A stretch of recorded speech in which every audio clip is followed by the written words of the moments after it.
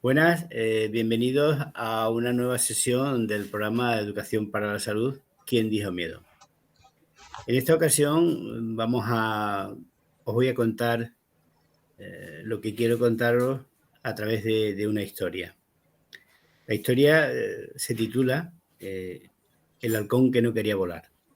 Y vamos a hacer una comparación cómo esta historia nos puede servir para que nos demos cuenta de nuestra propia autonomía, de si somos o no somos autónomos, de la importancia que eso tiene y de lo que decimos muchas veces en la terapia, que dejar de fumar no solo es cuestión de querer, no es solo cuestión de aprender, sino es cuestión de ponerle un poco de empeño.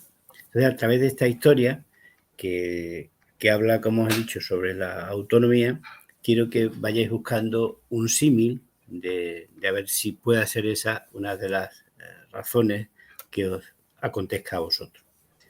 Hablar sobre la autonomía es hablar de la importancia de las dificultades que tenemos cada uno de nosotros en nuestra vida, ¿no?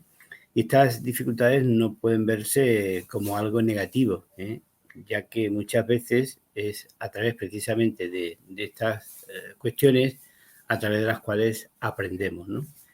Y logramos cada vez ser más hábiles, es decir, aprendemos a hacer cosas, que es de lo que se trata cuando yo digo que dejar de fumar supone un proceso de aprendizaje. Bueno, pues esta historia del halcón viene a contarnos que en un lejano reino había un soberano, había un rey que era muy querido por su pueblo, ¿no? Gobernaba de una manera justa y sobre todo confiaban en él todos sus súbditos y le obedecían casi, por así decirlo, con una fe ciega. Todas sus órdenes y prácticamente sin cuestionárselas.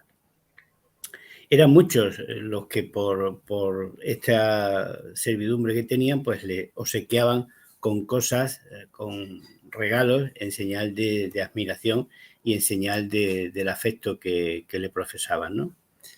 Y en una ocasión, pues el rey recibió uno de esos regalos que le llevaba un señor y que consideró un regalo muy especial. Ese regalo eran dos pequeños polluelos de halcón y eran hijos de un ejemplar extraordinario. Es decir, que se entendían que estos dos pequeños halcones, por la genética que tenían, llegarían a ser dos grandes halcones como sus progenitores. El soberano, el rey, lo agradeció de tal manera ese regalo que de inmediato llamó al maestro de cetrería que tenía en su reino y le encargó que se hiciese cargo de esos dos halcones y que los enseñara, primero que los cuidara y segundo que los enseñara y los adiestrara. Y este maestro de cetrería era, como podéis imaginar, uno de las personas que más sabían en ese reino de esos halcones. De tal manera que recibió el encargo que le hizo el rey y empezó a trabajar con ellos. Y por este motivo, por el motivo de que el rey le había hecho mucho hincapié y le había gustado mucho, pues puso un trato, podríamos decir, especial en el cuidado de estos polluelos. De tal manera que conseguía los mejores alimentos, los alimentos de más calidad y sobre todo intentaba de dárselos personalmente. Es decir, era el propio maestro cetrero el que los alimentaba. Así que empezaron a comer, empezaron a crecer, empezaron a irse desarrollando. Bueno, pues en su desarrollo ya se empezó a ver que eran hermanos muy diferentes. Los dos halcones habían nacido de los mismos padres, los dos halcones estaban cuidados por el mismo cetrero y los dos halcones estaban cuidados con el mismo interés. Muchas veces solemos decir que la gente o tal o cual persona no se ha encontrado muchas veces a sí mismo y la autonomía podemos entender que es algo que uno no encuentra, sino que tenemos que entender que es algo que uno mismo crea.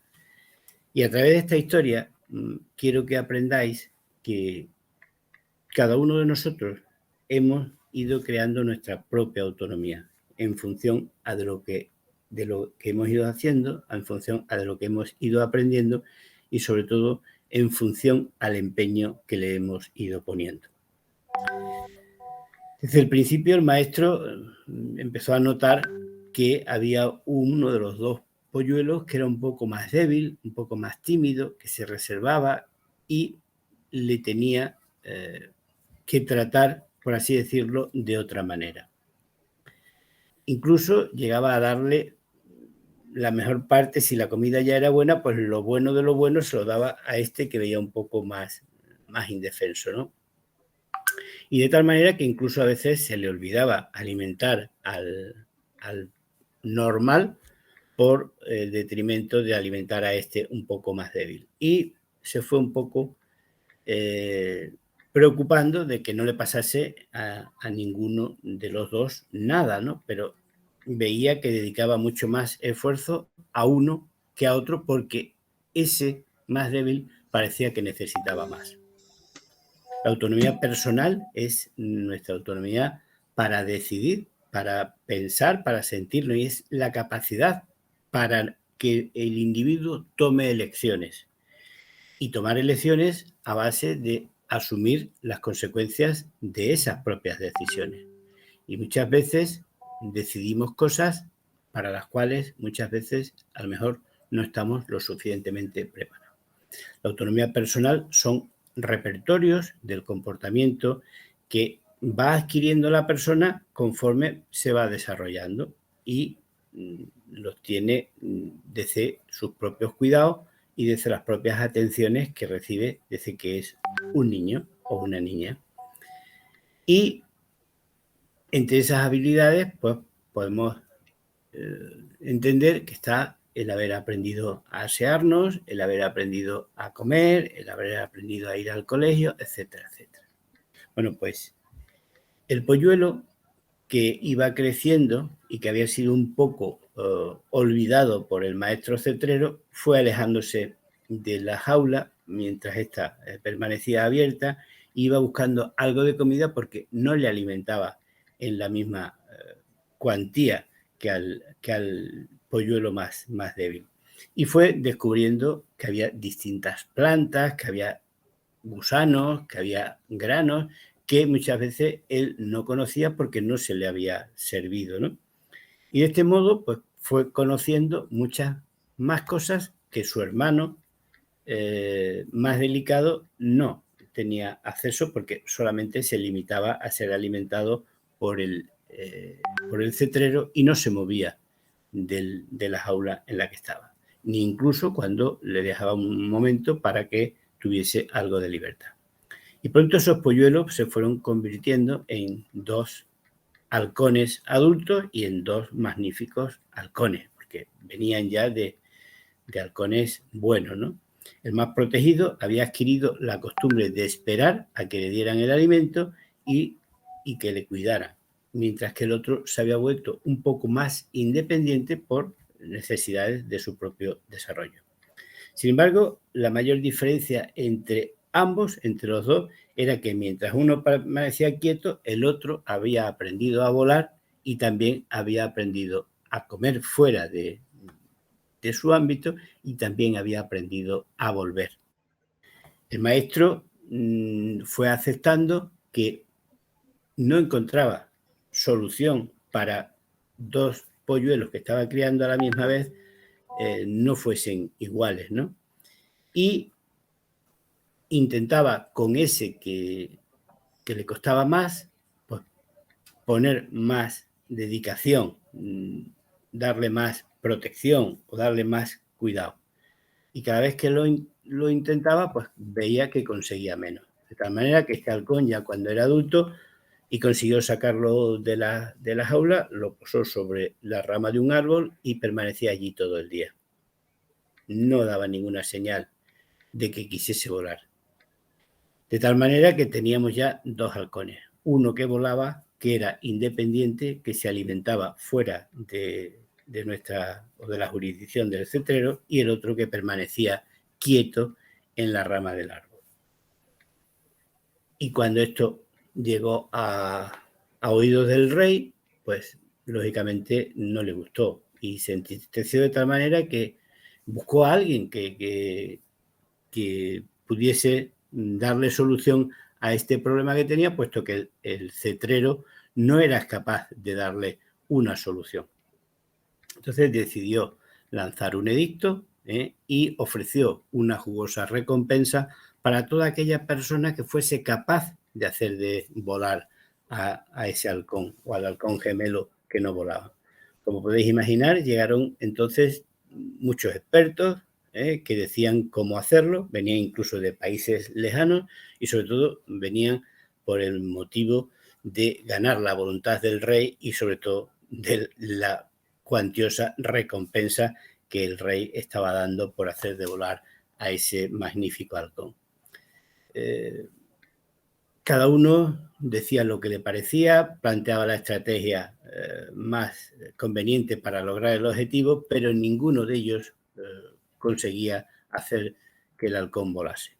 Pasaron meses, incluso mucho tiempo, y el halcón no volaba. El halcón permanecía cuando se le sacaba de la jaula en la rama donde se le ponía y de ahí no se movía.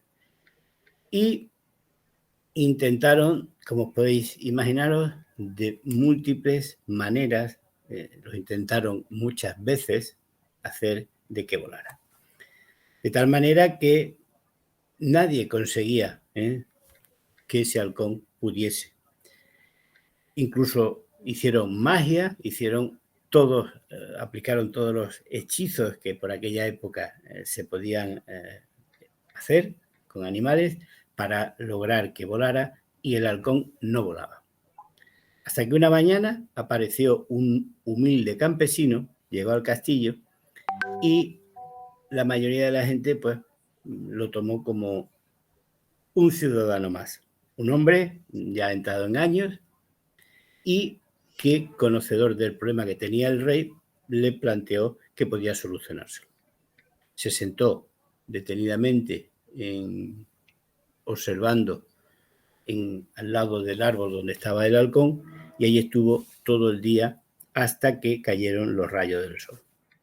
Al día siguiente, el humilde campesino se presentó ante el rey y le pidió que mirara por la ventana.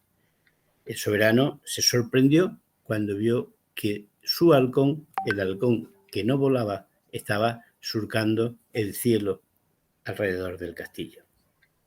El maestro de cetrería fue llamado para que le asegurase al rey que era su mismo halcón y que no lo había cambiado ni había hecho nada que no entrañase un cambio importante.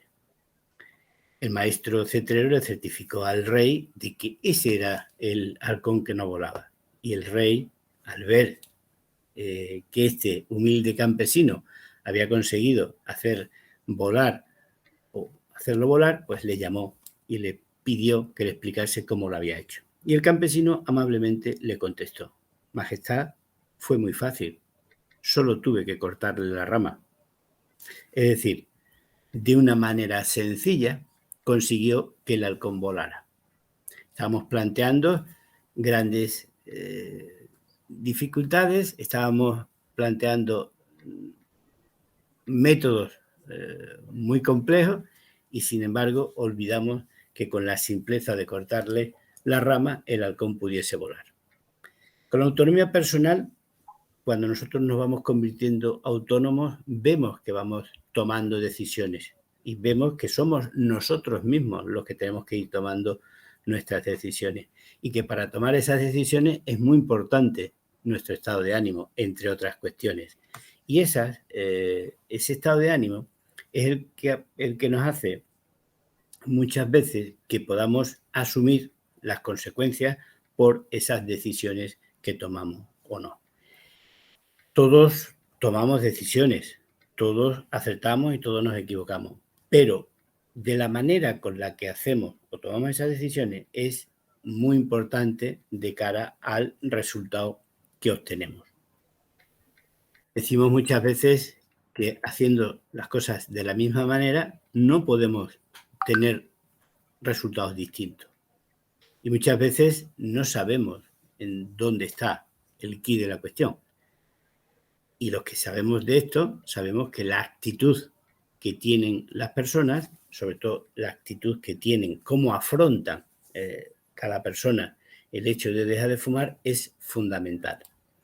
Veis en los grupos a más personas y cómo estas personas van adquiriendo habilidades, van adquiriendo conocimientos y van haciendo, y muchos van utilizando el método ensayo-error, y van haciendo cosas. Pero de lo que no nos damos cuenta muchas veces es del compromiso, del esfuerzo, de cómo esta persona está encarando este asunto. Es decir, ese problema que tiene entre manos, todas las personas no lo encaran igual porque la actitud con la que lo hacen es distinta. Muchas veces, para que nos podamos entender, lo que valemos o lo que somos capaces de conseguir, nuestro valor como persona fumadora que es capaz de conseguir dejar de fumar, lo podemos representar en una fórmula, en una ecuación, en la cual para obtener ese valor, para ver si somos capaces o no de conseguirlo, ponemos por un lado los conocimientos que tenemos. Es decir, muchos de vosotros solo saben que sois fumadores y cuando llega a estas terapias se encuentra de que, aparte de ser fumadores, sufrís por ello una enfermedad que es la adicción a la nicotina y vais descubriendo con el tiempo. Y lo mismo que eso, aprendéis muchas cosas, ¿no? Porque vosotros aprendéis que esto es un proceso de aprendizaje. Pero aprender lo aprendido o desaprender lo aprendido muchas veces es complejo. Y en esa complejidad vosotros vais aprendiendo, vais aplicando cosas y eso es lo que llamamos las habilidades. Es decir, cada vez sabéis más y cada vez la aplicáis más. Bueno, pues esos son dos sumandos que son muy importantes. Y para llegar a tener el valor de ser capaces de fumar, de dejar de fumar, perdón, tenéis que usar un factor que muchas veces no es un sumando, es un multiplicador. Y ese factor es la actitud. La actitud, como os he dicho anteriormente, es la diferencia que hay entre la persona que deja de fumar y quien no lo consigue. Esa es la actitud, esa diferencia entre el que se manifiesta alegre por haber conseguido eso que pretende y el que se manifiesta triste o irritado o intranquilo por no haberlo conseguido. ¿Por qué? Pues porque la actitud que tienen es distinta.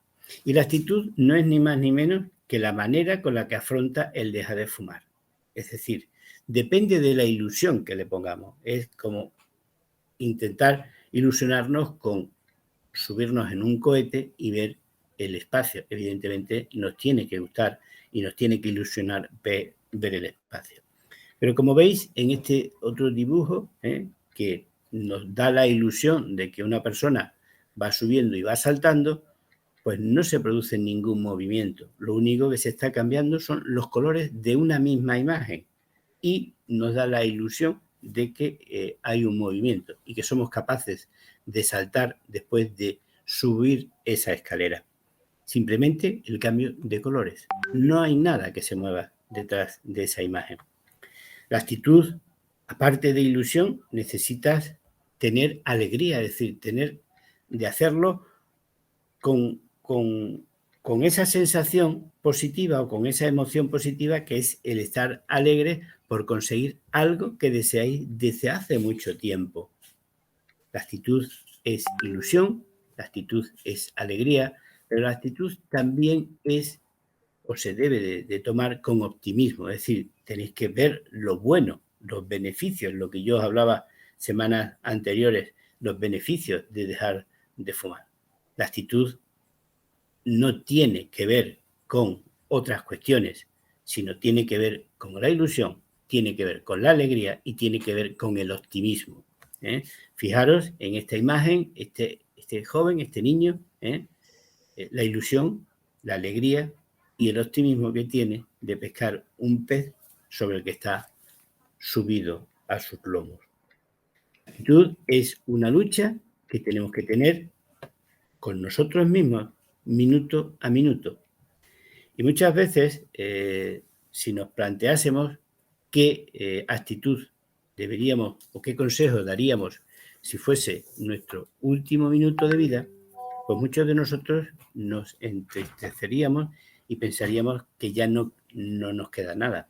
Bueno, pues en un minuto caben 60 segundos y en 60 segundos se pueden tomar muchas decisiones.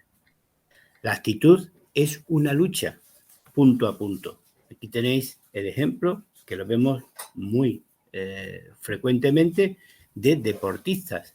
Aquí tenéis el ejemplo de un famoso tenista español, ya con 38 años de edad, en la cual vemos que hace partidos épicos.